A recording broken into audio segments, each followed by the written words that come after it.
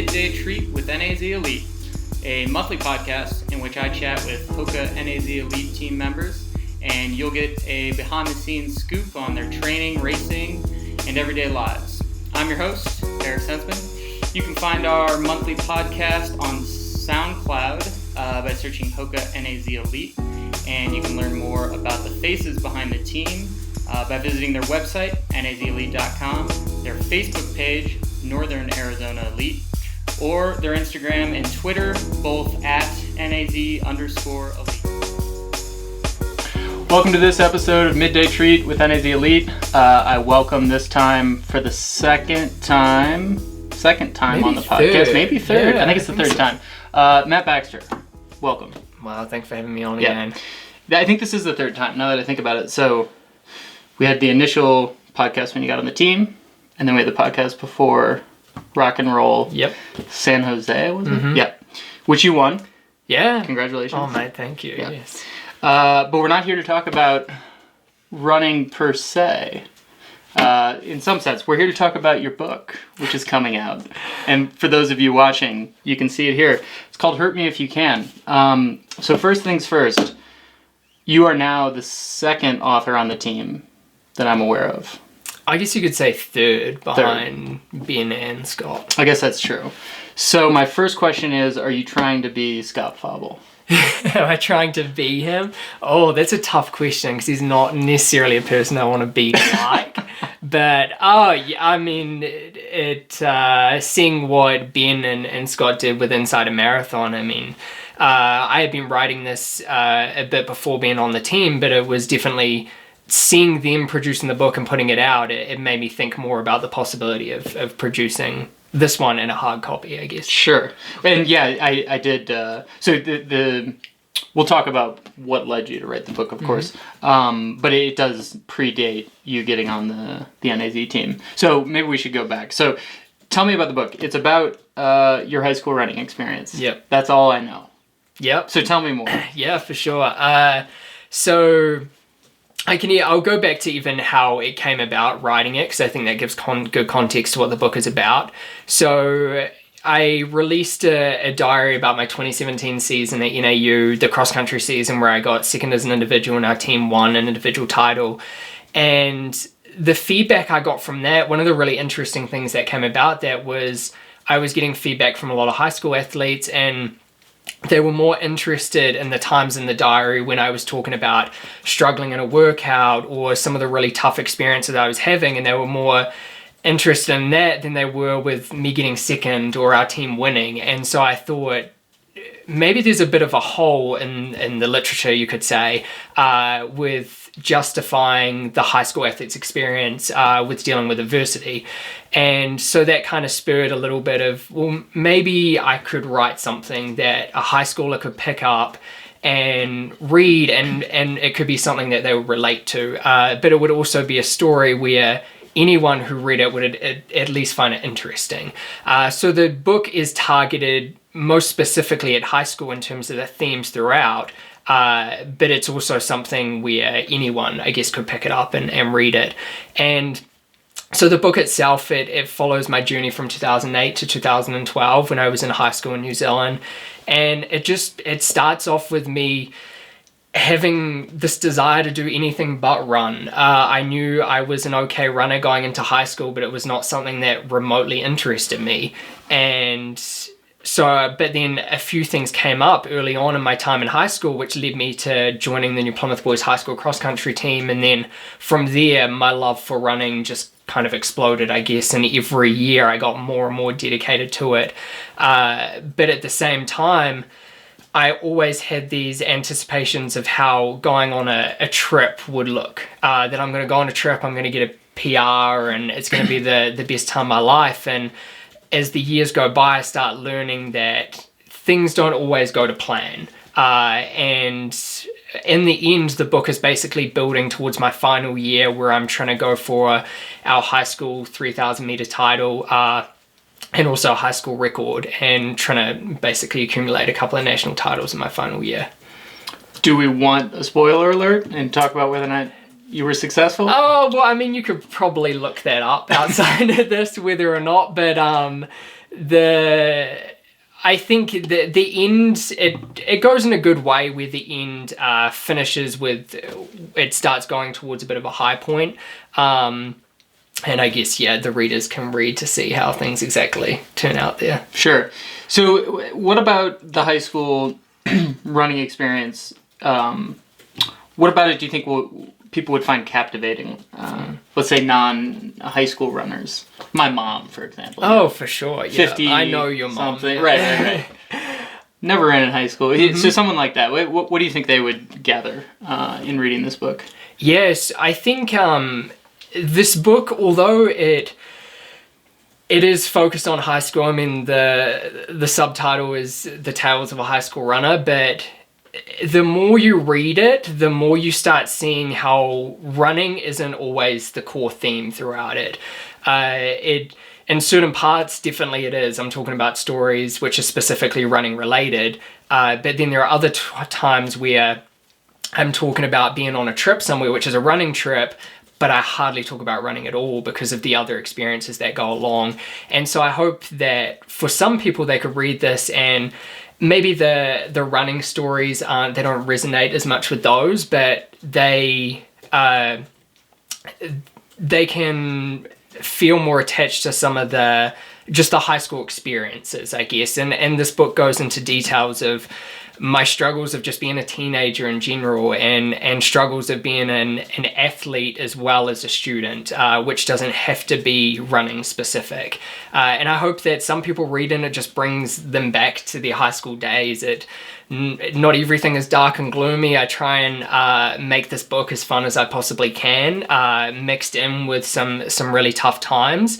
And so I just hope that the quality of the story is something where anyone could pick it up, and your mum, for example, and would find it entertaining from cover to cover. Did your mom read this yet? She has. She was one of the people who helped edit it. So although there's some questionable language every now and again throughout, and that's where I was tailoring it to a high school audience, and I felt like sometimes people might shy away from using certain language in a book. I mean, obviously it doesn't go over the top, but I think it just gives good context to the time and when I'm 13 to 18 and maybe how I would have expressed some things at the time. And that passed my mom, so hopefully it should be all good for yours. You didn't have to give her a censored version. It was No, I did give her a heads up at a couple of times. I was like, hey, there's a couple of things in here and because also, I mean, I'm talking about my mom, like there's some things in here which she probably didn't know about until she read it. So, especially the way I talk about some situations, especially when things got particularly hard, and maybe the way I describe those is a way that would be new for her to learn about. So, but no, I definitely did not give her an edited version in any sense. She got the full brunt of whatever's in there. And I know too that Coach Rosario, who will join us here shortly, he read it as well. Did you get some helpful feedback from those that were able to read it ahead of time? Yeah, definitely. Yeah. So the first person who probably had a read through, and she actually read a very brief a very brief draft copy version midway through last year, and that was Shannon Thompson, who's a sports psychologist here in town, and she was giving me some really helpful feedback as she saw that rough initial copy, and she steered me a bit more towards the right direction, and then she told me once I gave her a bit more of a hard copy version, she gave me some really good pointers on things to change, and then same with my mom, and then my girlfriend as well read it. She gave me some good pointers, and Ben as well. Yeah, he was the final person to read it, and so I was confident with the feedback he gave and some of the little changes that had to be made, that was kind of the last thing. So if he didn't pick up on anything, then if there's anything you pick up on, I'm blaming Ben. It's on Ben. Yeah, that seems fair. Well, we'll get his take here in a few minutes. So again, the title is Hurt Me If You Can. Mm-hmm. It's available on Amazon. Yep. You just type in Hurt Me If You Can, you'll find it. Can I hurt you? Do you think? Yeah, that's a very good question. Because it feels like right now, I could, Yeah, I mean, you take that title however you like. What was the intention behind the title? There's a short excerpt on the back that is a quote of yours. It says, "If you were going to race me, there was always one certainty: I will kill myself every time just to kill you once." So perhaps that is drawing some of the insight for the title. Yeah. So I had tossed up a couple of different titles, and the Hurt Me If You Can it's a takeoff of Catch Me If You Can, basically, which is obviously a very famous book and famous movie. And so I like the title Catch Me If You Can, especially for the sake that throughout high school I was basically a front runner. I kind of took a lot of pride in being one of the guys who would have no issue going to the front and really pushing the pace, whether that was good for me or bad for me, and it was good and bad and at different times. But so the Catch Me If You Can leads into the front runner aspect, but then I felt like Hurt Me If You Can is the only way you can beat a front runner. The only way you can beat a front runner is if you can hurt yourself more than they're willing to hurt themselves. And so that was basically how the title came about. Okay. So let's go back then. We've talked a little bit about the book and what people should expect. Take me back to, you don't just wake up one day and decide to write a book, I don't think. So what were some of the influences? What made you think you had something that people would want to read? Yeah, I knew my high school experience was, there was enough content to it and enough up and down experiences that it could make a story. But the big thing is, there may be the content there, but can you actually put it together into something that people want to read? And I didn't want this to be something where it's just a day in the life for a runner. I don't just talk about workouts, I don't just talk about this day I went on this trip and I got this result. I go into a lot more detail of things than that. And so when I was thinking about writing, it was kind of spontaneous. I was actually, I can thank a guy, John, who was in the NAU athletic department, and I was sitting down with him one day and he was saying, "Oh, so you released the diary in 2017, and so have you been doing any writing since then?" This was maybe about March. I was talking to him and I was, "Oh no, I did the diary and that was kind of it. I don't really have any kind of motivation to write anything else." And he was saying, "No, you should definitely write something else," that he enjoyed reading the diary and that. And so I walked away from that and I was thinking, well, maybe I should write something else. Although admittedly when I was at NAU and I was in a master's degree at the time, I didn't have a ton of time to start writing this, but I felt like it would be fun to write anyway. And so that kind of spurred me thinking about the idea. And then it was about April, I remember running with my girlfriend Emily, and it actually took a lot for me to say this to her, but I was saying like, hey, I think I kind of want to write a book, and I sort of want it to be about high school. And we were dating throughout high school. We started dating when I was about 16. So we kind of overlap, and she could start giving me some ideas about, oh, well, in high school, these were the things that happened. And she was there for some of the big experiences that I had. And so I had someone to kind of go back and forward on that.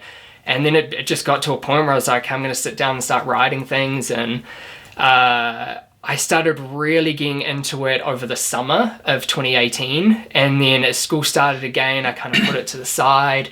And when I went home last, when I was sorting out my visa, that was when I really honed in and started writing more. But there was actually a night where I lost it. So I had originally saved it on my computer. I saved it on a hard drive and everything. And I thought I saved it on a memory stick back home, but it turns out I hadn't. And so my computer, it is what it is. It's not the greatest thing in the world, but it froze, and so I had to manually shut it down, opened it up, and the file was completely gone of everything. Oh no. And so I went to bed that night, and I was probably, 3/5 of the way done at that point. And so I just kind of went to bed and I was like, you know what, maybe it wasn't meant to be. Maybe I'll just leave it. And then I woke up in the morning and downloaded some kind of scanner that did a deep search in my computer. And then somehow found a copy that looked like it was the same name, and I re-downloaded it, and that's where it was. It had been completely deleted off my computer. But one of the things I actually found out with that was that whenever you think you delete stuff off your computer, you don't. The deep scanner showed me things I haven't seen in years on that computer, just as an FYI to anyone. But yeah, so, and after that, once I finally retrieved the file, was like, oh, okay, I have to finish this now. I was so grateful to get it back, and then kind of went from there for the next 6 or 7 months or so. Sure. Now it's let me double, 220 pages. Yep. So how long, when did you finish it? When did you finally, so you started in March of 2018, roughly? 2018, yeah. Yeah, okay. Yep. And then, so when did you actually complete a draft that was presentable? For sure. Yeah, so I probably completed it, I mean, maybe around August-ish, so a couple of months ago. Sorry. And so there was a copy where I was okay, I have all the content down now. That was the big thing. Sometimes, for the longest time, I mean, I would probably have a title sitting there for a chapter for 3 to 4 months with nothing written under it. I just knew that this had to be in here, but I just don't know how to structure it or how to write it. And so it was a long time where it was like that, where I would sit down and I just don't know what to write. I don't know how to finish things. And then, finally a couple of months ago, I finally had all the content there, and then it's just been an editing process since then. Okay. So I want to ask some more specific questions about the book to get the listeners a better idea of, kind of what to expect and why they might be interested. So we have Coach Rosario on the sidelines, who's going to join us here. Like I said, Coach Ben has read the book, so he'll have more informed questions. Let me kick it off in terms of speaking to more specifics. Could you just give the listeners maybe an example of like one of the, it sounds like there's quite a few stories within the story. So I don't know, something that sort of touches on what the high school experience was like for you, or is there like a race you recap that's especially interesting, something embarrassing, my goodness, maybe the whole book. Is there any sort of like scene that you could describe from the book that you especially liked how it turned out? Yeah, I think one thing that sort of helps encompass my high school experience, and it started early on, and was when I went to race for my first national title in 2008. I was 14, I guess, at the time, and so I actually won the race, and so I got my first national title, but then it turned into a huge protest because I cut a corner. And so over the span of probably maybe 4 hours or so, there was protests constantly going back and forth about whether or not I should be disqualified. And this was in the first year where I wasn't convinced whether or not I actually wanted to run yet. I started enjoying it, and I was on the high school cross-country team, but it was something where I still had to be completely convinced. And winning the national titles, that thing convinced me, this is definitely what I want to do. And then I spent 4 hours going through protests. And so that was kind of my high school experience, where when things really start going right, something comes up that kind of brings it down a little bit. And that was kind of how the book is, that with every right, there's a wrong that kind of gets mixed in with that. And that disqualification process after that national title sort of sums up my running experience throughout the book. Yeah. Sure. Coach Ben, welcome to the podcast. Oh, thank you for having me. Always good to see you. Happy to jump in. Yeah. So, having read the book, what questions did that prompt that you might have for Matt?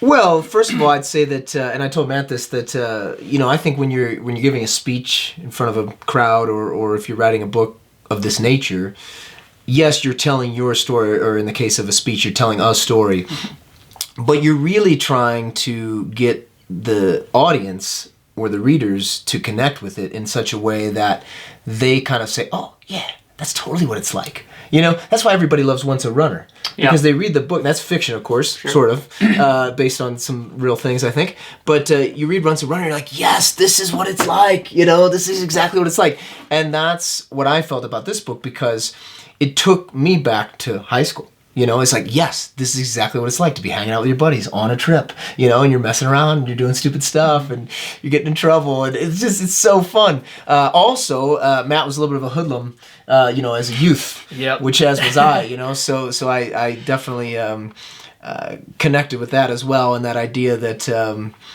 you had these buddies and maybe they weren't the best for you, they seemed so great, and they are great. It's just that, when you get to high school and you start running cross country, all of a sudden you're just surrounded by these wonderful people.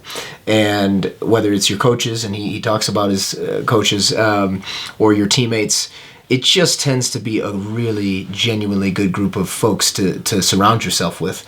And so that spoke to me as well. So a lot of the things just reading it that I picked up on right away was just the authenticity, not only of how he writes it, but the overarching authenticity of this is high school cross country. This is what it's like. Yeah. You know, so I think, like I was listening to the podcast earlier, that is true, that I think you could read this book if you're in high school and you will absolutely love it because you're living it right now. But I also think if you're my age or older, you can read this book and be taken back 20 or 30 years to when you were in high school. And that's really fun. That's a really fun thing too. And then if you're a high school cross-country parent, I think this would be very interesting to read what your kids are going through. Yeah. Because maybe you don't really know. Right. I mean, my parents didn't really know. You know, they weren't really cross-country. Matt's dad was a good runner, but, you know, my parents weren't. So reading something like this for the newbie cross-country parent could be interesting as well, to see maybe what their kid is in for. But that's just some overarching thoughts I had. In terms of what questions do I have for Matt after reading it?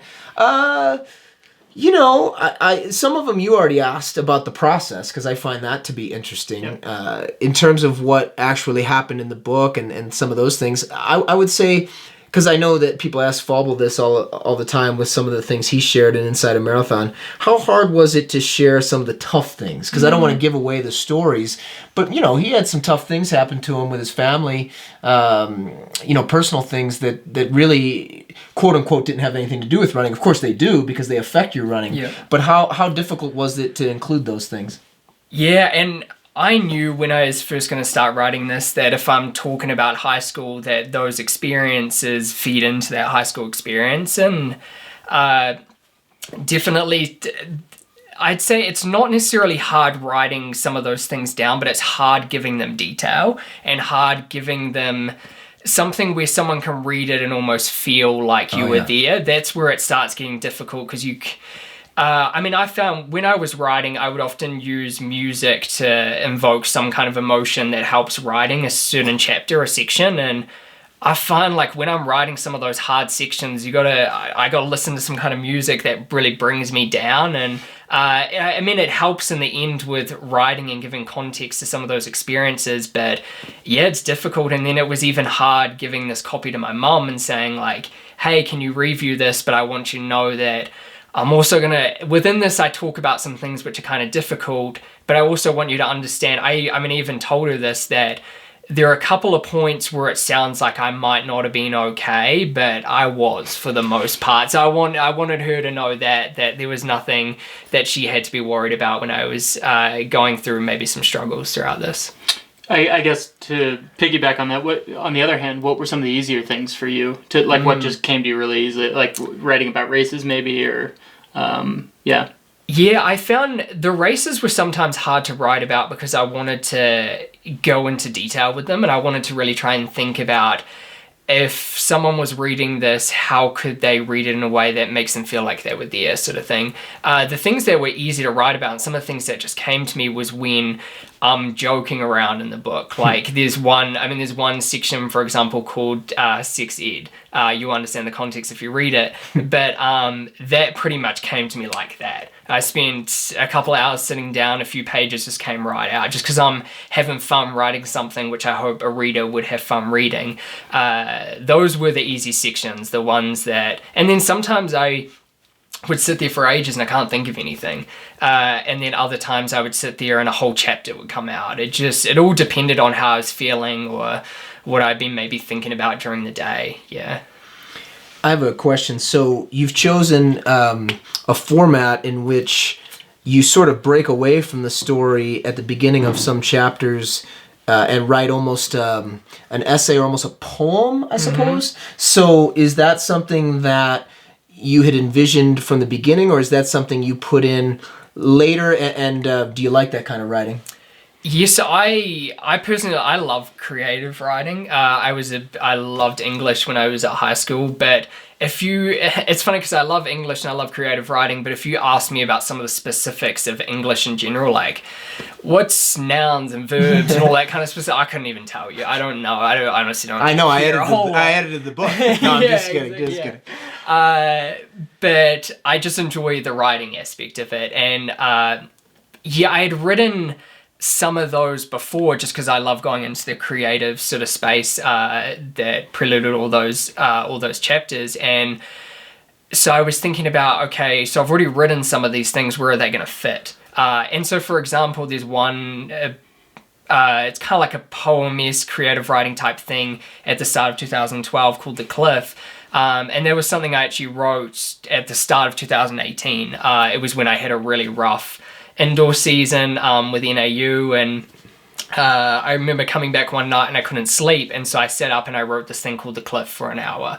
And then when I started writing this book, I was like, oh, well, that really fits at the start of that chapter. And so The Cliff is something which maybe fits with 2012 in my high school journey, but it's something which I wrote 6 years later without even thinking about this book. That was before I even started writing this. And I also just felt like there were some things I really wanted to include in this book, but I didn't know how to put them in, or they didn't necessarily deserve their own chapter or something. So I just put them in little bits at the start. Yeah. If let's see, I want to phrase this correctly. Well, I know how to say it. So, if I remember correctly, there was at least one part in the book where you were actually pulling from something you had written back then, though, in high school. Yeah. So how much were you writing in high school about running? What did your log look like? Was it the traditional 8 miles today felt good, or did you kind of dig into each and every day? Yeah, I had a log, but that was definitely really simple. Okay. So there is one chapter, I can't remember exactly what it's called now. Oh, it's feeling tense about the tense.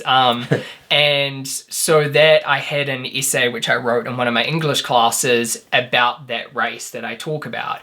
And so I thought, oh, this is perfect because it's describing it how I genuinely felt at the time. So I thought, well, I'm going to put that in there, but I'm also going to fill it in with better context to the story and stuff. But as you read it, you switch back and forth from a piece of a creative writing essay which I wrote in 2010, and then switching into how I'm feeling now, and kind of going back and forth through that kind of stuff. So there's a couple of bits in here which were written before I even thought about writing this book. Yeah. I like too how I talked about, it reminds you of the experience. One thing he does a good job of, Eric, is it takes you all the way back to the very beginning where you're so new to it all. Mm-hmm. And everything's so different. Oh, what's this singlet? Just like everything, like he talks about how the singlets looked, and when you go into a race and you just know nothing, you have no real understanding of strategy or tactics or anything, and you're just running. This is so pure, and that's what the some of the very beginning stories are like, because he's 14 years old, right? And he's just going into it, and I thought that was very interesting. Now, if you were talking to a group of high school kids, let's say this book takes off, okay? And every high school coach in the country wants his kids to read this book, boys and girls. What are you saying to them about the high school experience, particularly somebody who's about to start it?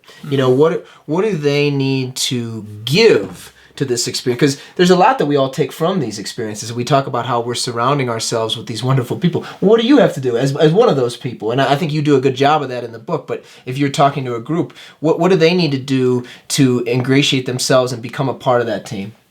Yeah, I think whenever you first start out getting especially into a cross-country team, because before that, I found that running was a very individual sport. It was something you do on the track, and that's where it can be hard, especially at a young age when it's so individual, and then you go into a team sport and it's so much funner, I would argue. But it doesn't necessarily have to be that way. And I found it wasn't until I joined the high school cross-country team that I realized, oh wow, high school or cross-country and running in general can actually be a team sport.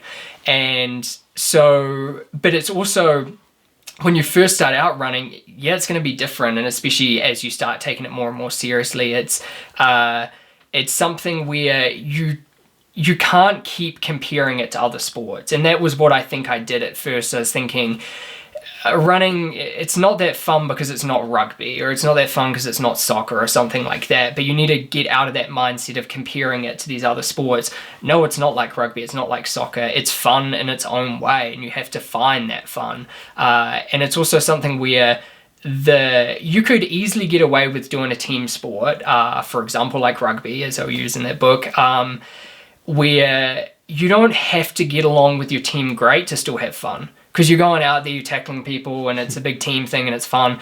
But I think with running, you have to get to know people on a bit of a deeper level to actually have fun with it.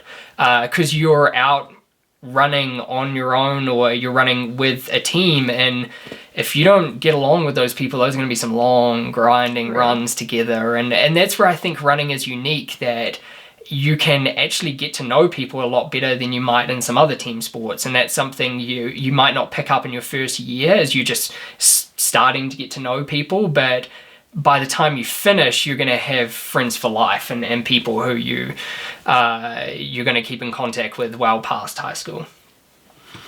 Can I tell one of my favorite stories from the book? One of my favorite stories. So this is it's related to all this.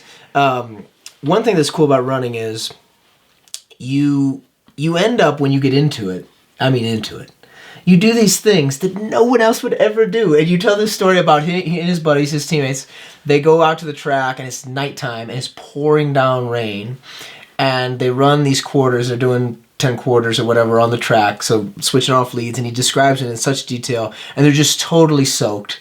And they had brought some dry clothes, so they drive this truck onto the track so they can like change and stay dry, but then the truck gets stuck, so they get soaked anyway in their new dry clothes. But I loved the story, and it's so true. Like, if you were on a good cross-country team, or if you were really into it, I thought of this fartlek that we did in the pouring down rain in high school once, and those are the ones you remember. Those are the ones you remember. It's the best, and that's one thing that I think separates running from those other sports, because like American football, if it's storming or raining, they probably just don't have practice. They go inside and just lift weights. No, we're going out there, and we're doing it, and it's just the coolest. It's the best. It's the best part of the sport is the shared suffering. Yeah. If you might give it a phrase. Right. Yeah. I want to go back to Ben was talking about when you first get into the sport, you're new to it. Things are, you don't know what to expect. With singlet, these are racing spikes, and what is all this stuff? Yeah, I think tweeted recently a photo of you on the track, and you've got these very tiny shorts, which evidently were cheer shorts from Missouri. University of Missouri. When we say cheer shorts, we mean female. That's right. Yeah, because they could be male in that case. So that's right. This is how small they are. Yeah, they were women's shorts, very small. And you had evidently ordered these online, thinking that you wanted to get some real running shorts. So this is the beyond the book section. Behind the scenes. Yeah. So what sort of gear did they have for you? Were you wearing basketball shorts, and you're like, well, this isn't going to cut it. I need the short ones. That's what got you. What was the story there? I mean, I definitely had shorter shorts, but one of the things I could never get enough of was shorter shorts. I was just one of those dudes who I just loved super short shorts. And I think that's also a New Zealand thing as well, that guys will often walk around in what we describe as stubbies, which is rugby shorts, but the quite short ones. And you can't run in rugby shorts because they're too tough. Like, they just grind your thighs. And trust me, I tried. I ran in those for a while at the start. And then once you transition into running shorts, sometimes they're just a little too long. And even the split won't come up as high as I like. So there was one time where I cut the shorts right up. So it was just a nasty flip. It was like flapping around during the race. And so I figured, I kind of want to buy some shorts, and so I went on Amazon. Amazon is obviously going to be great for selling this book, but not great for selling some shorts. But so I looked on, and I was like, okay, these shorts look like some legit running shorts. And I think because runners shave their legs, it's hard to tell in the photo. It's just like some slightly defined shaven legs. I can now tell they were clearly women's legs, but I didn't know at the time. You went back to the listing. Yeah, exactly. But the worst thing is I brought two pairs. I brought that black pair, which is Missouri, and then I had a red pair, which is Texas Tech, I think. And so I had 2 pairs of these, and they came, and I spent a good deal of money. I mean, you paid $45, $50 to have these 2 pairs shipped to New Zealand. And so I got them, and I was like, oh no, this is not right. But I decided to wear them anyway. I'm like, hey, they're short, I love them. And there's actually a video, maybe I should post this online, but I was doing our 3,000 meter school champs, and my sister is sitting there filming, and so you can hear my sister and my girlfriend Emily in the camera saying, oh, what do you think about Matt's shorts? And I'm wearing these Texas Tech disgusting shorts. And they're saying, oh yeah, I don't really like them. Have you told him that? Yeah, I've told him so many times I don't like him, and he still wears them. So maybe I'll bring that clip up. And so yeah, people didn't like them. It wasn't but hey, I still wore them anyway. What about that? That's the singlet in that picture is so low. Why is it cut down so to the low? belly button and almost, right? So I did the same thing the year before. Unfortunately, there isn't a photo from the year before because that was one of the best races I had throughout my time at high school. But so I cut it there as well, and it was a good cut. It actually looked fine. And so the next year I was like, oh, I'm going to do the same thing. I'm going to cut it again. It was the night before I only had one singlet, and I just cut it way too low. And I was running, and the singlet is dripping over my shoulder, and so I'm like trying to pull it up as I'm running, and yeah, it was not a good look. But it was our school champs, and everyone dresses up, and that's why I've got the face paint on, the blue face paint, and all that kind of stuff, yeah. Now, did you win looking like that, or? Oh, I won without a doubt. Right. No, yeah. Hey, you almost have to at that. He won some races in this book, but he lost a lot of races in this book too. He definitely did. There's a lot of second places in there as well. Nah, it reminded me because New Zealand is how many people total? We have population 4.8 million. 4.8 million. It reminded me sort of because the country is so small relative to what we're used to here in the United States. It reminded me really of a big state championship, and I'm not trying to degrade it. I'm just saying, because there are obviously states. In here that have much more than 4.8 million people. So the journey to the championships just reminded. I think it would remind almost anybody who read it here in the U.S. of that sort of build up toward the state championships, and I guess I mean that in a way that's like it is relatable. Matt's competing for national titles and things like that, but I don't think it's not like you're reading a book here in the U.S. of like the best U.S. runner of all time winning the Foot Locker national title. Mm-hmm. Right. It feels more like the state, even though Matt's very good, obviously very fast. It feels like a normal high school experience. That's what I'm trying to get at. Sure. It really, really does. Except for the women's shorts. Right. Yeah. That's not learned. Well, this is maybe an unfair place to end it, but here's going to be our last topic. Okay. Speaking of the size of New Zealand and so forth, I'll ask both of you this question. Yeah. Do you think you would have been better or worse in high school had you been, say, in the United States? Oh, that's an interesting question. Yeah, that is a really good question. Thank you. That's why I'm... Excuse me. Yeah, so I do discuss this a bit. I spend a little section kind of grinding away at this, that the competition at times isn't great. And I had some great competition throughout high school. Some of the guys who I was competing against pushed me to the line. And like I say, I get a lot of second place finishes. So there were people who were better than me throughout my time. But often you only have a couple or a few. And I'm talking about at the very end, I'm trying to go for this national record. And I know going into it, it's going to be a solo effort. There's no two ways about that. And I mentioned this a little bit, that had I been pushed throughout high school, how much faster could I have run? I don't know, because a lot of the times I was going to the front and it was a real solo effort. And then when I was finding an opportunity where I could sit on someone in a race, I'm thinking like, this is the easiest thing in the world. It's so much easier than going to the front and just pushing the pace. But at the same time, maybe I wouldn't have gone to Louisville 2 years ago and had the confidence to go to the front and push the pace had I not grinded through high school doing that basically every time. Yep. When I came to the US and in 2016, I went to the front at NCAAs for cross.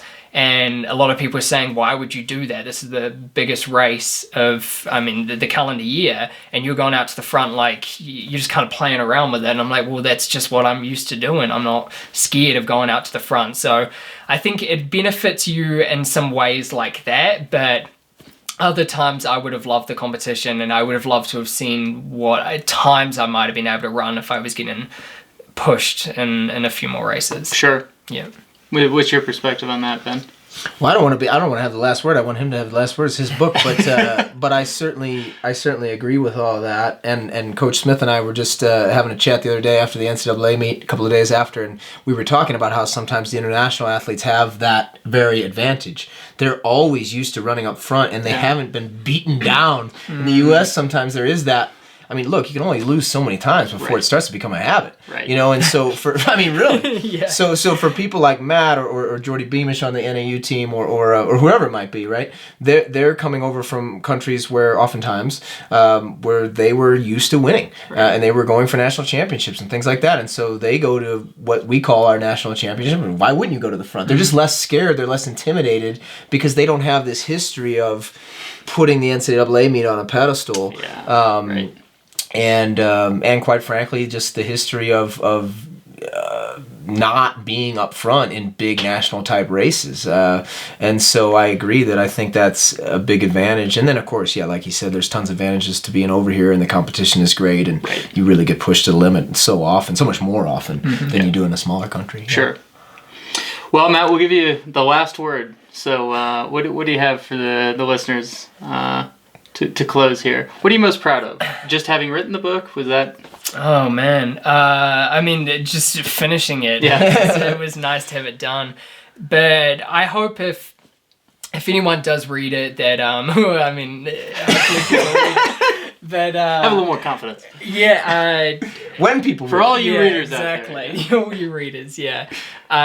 One of the biggest things, I wrote this and I didn't... Although it is a story about me and my experiences, I also wanted it to be something where, I think kind of like what Ben was saying, where you can relate to it and you can put yourself in and it brings you back. And so I want anyone who ends up reading this that you keep an open mind as well, that while you're reading this, don't just picture me and all of these experiences, kind of picture yourself and some of the experiences you had, and hopefully that will make the book as relatable as it can be. And I just hope people enjoy it. I mean, that was why I wrote it, just so people can have some fun with it, you can have some laughs, and you can feel super sad at times, but hopefully by the end of it you feel like it was something that was worth reading. Great. Well, again, it's Hurt Me If You Can, available on Amazon. I vowed never to read this, but you've now convinced me after this podcast, so I'll be getting a copy. So, all right. Thanks for joining the pod. We'll see you on the next one. Thanks everybody. All right.